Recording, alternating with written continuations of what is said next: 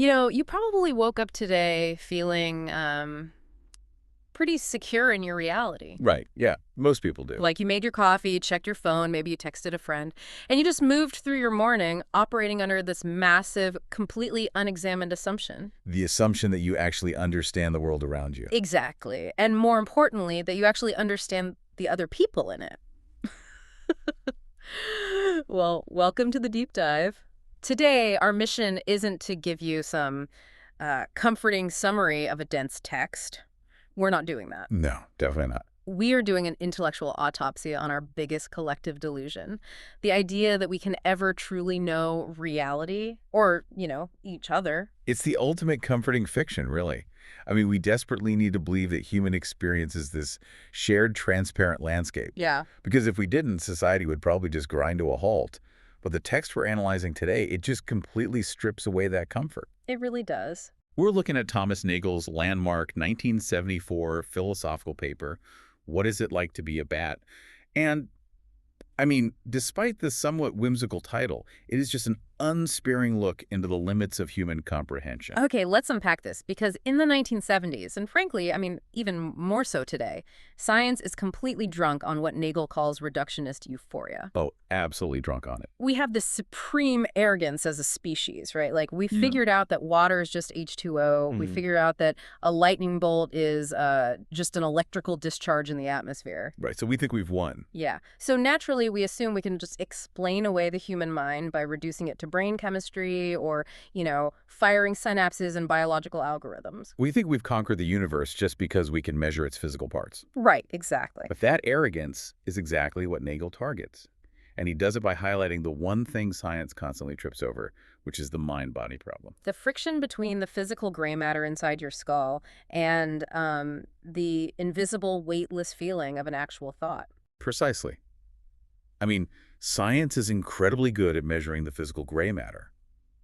But consciousness makes the mind-body problem uniquely, perhaps permanently, intractable. Intractable how? Like, why can't we just science our way out of it eventually? Because every other scientific reduction, like reducing lightning to electricity, it works by actively removing the subjective viewpoint. Oh, right. You strip away how bright the lightning looks to a human observer, and you just measure the objective voltage. Yeah. But with the mind, the subjective viewpoint is the entire thing. There's nothing left to measure once you strip the subject away. Exactly. Right, because an organism only has conscious mental states if there is something that it is like to be that organism. Yes. Not what it looks like from the outside, not how its nervous system processes data, but what it feels like subjectively from the inside. And that subjective character of experience is entirely ignored by physical science, simply because science has no tools for it. I mean, the entire scientific method is built on objectivity. The idea that true reality is what's left over when you abandon individual viewpoints. Right. But Nagel proves that the most undeniable reality in the universe, which is our own conscious experience, is essentially connected to a single point of view. Yeah. If you try to make it objective, you just lose the phenomenon entirely. So let's make this visceral for you, the listener, right now. Think about the bat. Yeah, the famous bat. We all have this huge human ego where we think empathy and imagination can conquer anything. We think, oh, I can imagine being a bat. You picture yourself having webbing on your arms. Exactly. You imagine hanging upside down by your feet in some dark attic. You imagine catching insects in your mouth at dusk. But Nagel points out this brutal truth. That doesn't tell you what it's like to be a bat. No. It only tells you what it would be like for you, a human being, to behave like a bat. You're just wearing a psychological bat suit, essentially. Yeah. You are strictly limited to the resources of your own human mind. To truly grasp the disconnect here, just consider bat sonar, or echolocation.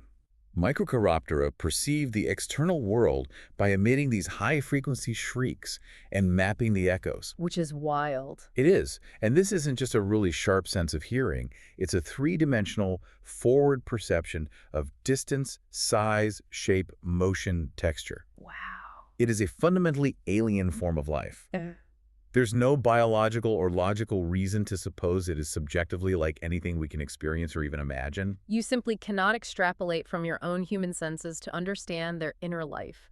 The bridge is completely out. Completely out. We think we're so advanced, but it just shows how trapped we are in our own biology. Well, it goes deeper than just our biology holding us back, actually. Nagel pushes this to an extreme to show how totally useless biological hardware is for understanding the subjective self. Okay, how so? Let's introduce a hypothetical Martian scientist. Love a good Martian analogy. Right. So this Martian is highly intelligent, but has absolutely no biological sense of vision.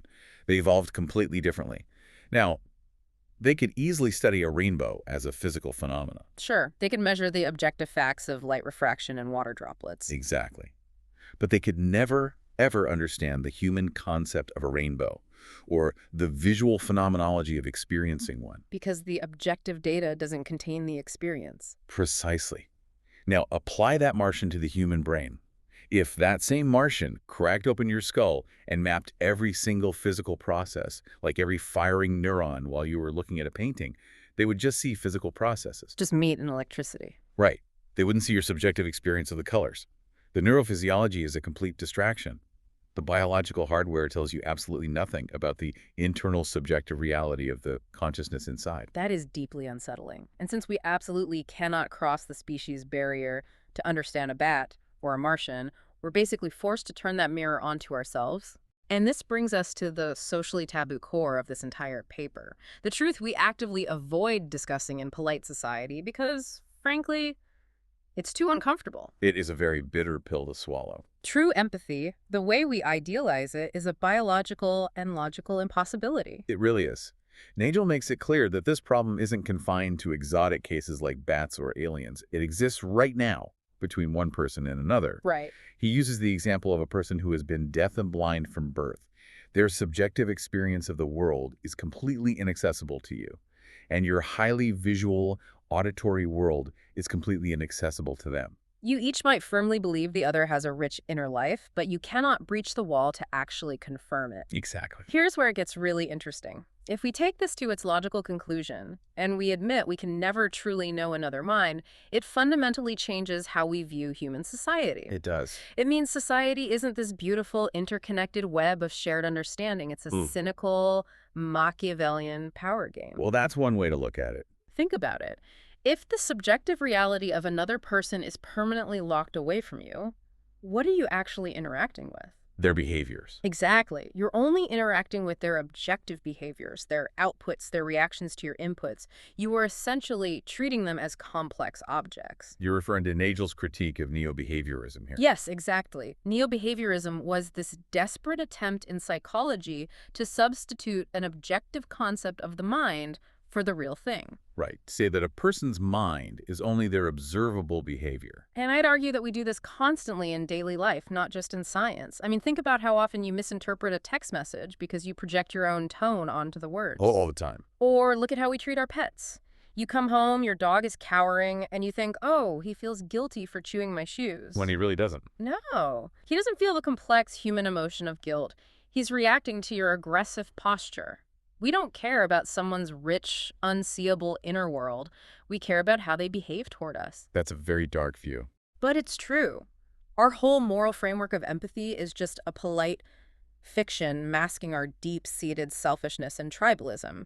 We project our own minds on others simply to make them predictable and useful to us. What's fascinating here is that while the Machiavellian view of power dynamics you're laying out is highly plausible, I would argue this situation is existentially much darker than simple human selfishness. Darker than treating everyone as objects, how? You're talking about how we mistreat each other. I'm talking about the very fabric of our sanity. Okay, go on. If phenomenological facts, the absolute truth of what it feels like to exist, are accessible only from a single point of view, then objective reality is an illusion. Yeah, what do you mean an illusion? We all live in the same physical world. We share physical space, yes. But that shared societal reality we all think we live in, the one where we supposedly understand each other's motivations and feelings, it's a massive, comforting hallucination. We are all walking around in completely separate, distinct universes, simply bumping our objective meat suits against each other and pretending we are experiencing the exact same world. That is terrifying. It's a complete epistemic crisis. If you look at your best friend and assume they're experiencing the color red exactly the way you do, or that they feel the emotion of grief the same way you do, you are engaging in pure fantasy. We are completely isolated. And if you want proof of how desperate we are to escape that isolation, just look at our current mass cultural psychosis regarding artificial intelligence. Oh, absolutely. This philosophical crisis from 1974 is playing out right now on a global scale, and we are completely losing our grip on reality over it. It's astounding to watch. The tech billionaires getting up on stage right now, claiming that large language models are showing sparks of consciousness, they are making the exact same arrogant, reductionist mistake that Nagel dismantled 50 years ago. They really are. They're confusing complex behavioral output with a subjective inner experience. The parallels between reductionist science in the 70s and tech utopianism today are just unavoidable. And Nagel actually foresaw this exact delusion. Did he really? Yes. In the text, he explicitly argues that his concept of the subjective character of experience cannot be captured by functional or intentional states. Right. And he writes, quote, "Since these could be ascribed to robots or automata that behaved like people, though they experienced nothing," unquote. Let's clarify what he means by intentional states for a second, because to a layperson, that just sounds like doing something on purpose. Good distinction, yeah. In philosophy, an intentional state doesn't mean having an intention to do a specific action. It means a state of mind that is about something. Okay. It's a mind directed at the world. You believe in the weather, you are afraid of the dark, you desire a cup of coffee. So it's about the connection to the outside world. Right. Nagel is saying that a machine might execute a function perfectly. It might write a flawless sonnet or output text that mimics a human being afraid of the dark. Right. But the algorithm isn't actually directed at the world. It has no intentional states. None. And it certainly has no subjective experience. It is just predicting the next token in a sequence.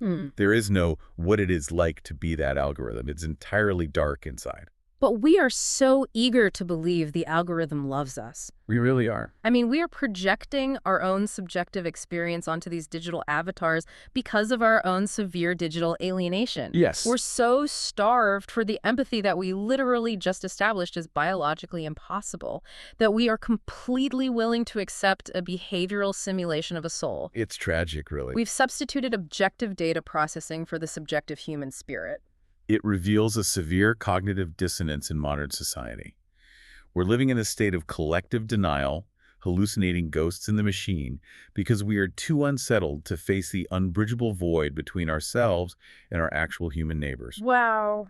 Yeah, if we can pretend the AI understands us, we don't have to face the fact that our spouses or our friends might not truly understand us either. Exactly. It's an escape. It's an incredibly bleak diagnosis of where we are right now. I mean, if we're already treating AI like it has a soul simply because it mimics us, what happens to actual humans when the technology gets even more invasive?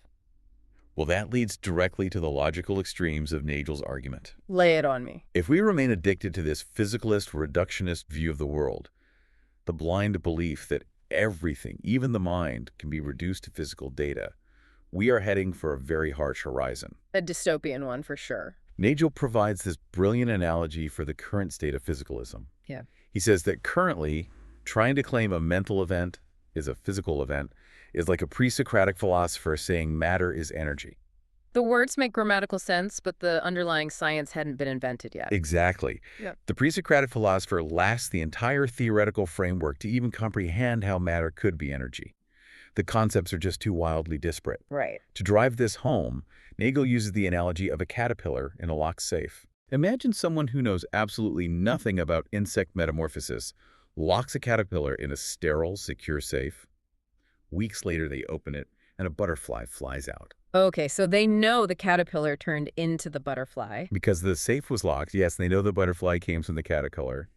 But the actual mechanism of transformation, to them, is pure mysticism. And that's us, right? Looking at a firing synapse in a brain scan and trying to explain how it magically transforms into the feeling of profound grief or, the taste of a strawberry. Precisely. We know the brain is connected to the mind, just like we know the caterpillar is connected to the butterfly. But the mechanism bridging objective matter and subjective experience is completely missing from our science. It's just a blank space. We simply do not have the conceptual tools to understand it. But wait, doesn't Nagel offer a potential way out of this trap? Because at the very end of the paper, he brings up the speculative idea of an objective phenomenology. He does, yes. Before we would dismiss it, how would that even theoretically work? It's an interesting thought experiment. Nagel suggests that maybe, far in the future, we could develop a new set of concepts, a new language, that doesn't depend on human imagination. Okay, so a totally new framework. Right. The goal of an objective phenomenology would be to describe the structural, objective features of an experience. Without needing to feel it. Yes. Instead of relying on sloppy analogies like telling a blind person red is like the sound of a trumpet, you would create a rigorous mathematical or geometric description of what perception is. I see. You would map the constraints and limits of an experience so perfectly that a human could objectively grasp the structure of bat echolocation without ever knowing what it feels like to use it. Okay, so it's like drawing the exact architectural blueprints of a house, even if you can never step inside to see the wallpaper. That's a great way to put it, yes. That sounds like a glimmer of hope for science, actually. Well, if you view it strictly as a puzzle for academic philosophers, perhaps it's a glimmer of hope. Mm. But if we extrapolate realistically into our current technological trajectory, that objective phenomenology is a pipe dream. We aren't going to pause our technological acceleration to slowly develop a new philosophical language of consciousness. No, of course not. We're just going to bulldoze right past the mystery. Exactly. We aren't going to bridge the gap. We're going to bypass it entirely. I mean, look at the relentless pursuit of brain-computer interfaces today. Oh, the neural implants. The goal of those implants isn't to understand your subjective soul or to develop an objective phenomenology. The goal is to map your physical brain perfectly, Right? to quantify every electrical impulse, every dopamine hit, every fear response. We are heading toward a state of techno-feudalism where human behavior is digitized, highly predictable, and completely controllable by algorithms that read our physical states. And because those algorithms only understand data, the raw subjective essence, the actual what it is like to be you, it'll just be discarded by the system. Completely discarded. It'll be treated as a useless, unquantifiable glitch. The machine will know exactly what you're going to buy or who you're going to vote for next, and it will not care one bit how the experience actually feels to you subjectively. The subjective self becomes irrelevant. The objective machine wins, simply because we collectively decided that only measurable things have value. So what does this all mean? It means that our entire technological and scientific supremacy is essentially a facade covering a profound underlying impotence. It really is. We can split the atom, we can build artificial intelligence that mimics our greatest artists, but we are fundamentally biologically alone. Yes. We are trapped inside the fortress of our own skulls, incapable of truly breaching the minds of others, and we are accelerating toward a future that values the measurable objective machine entirely over the immeasurable subjective human self. It certainly forces a brutal reevaluation of every interaction you have. And I want to leave you with an unanswered question to mull over as you go about the rest of your day. Yeah, think about this. Later, when you look deeply into the eyes of your closest loved ones, or worse, when you're staring into the black reflective mirror of your digital devices, ask yourself, Are you genuinely connecting with another conscious being? or are you just a deeply isolated mind, desperately projecting your own lonely subjective experience onto a completely unknowable void?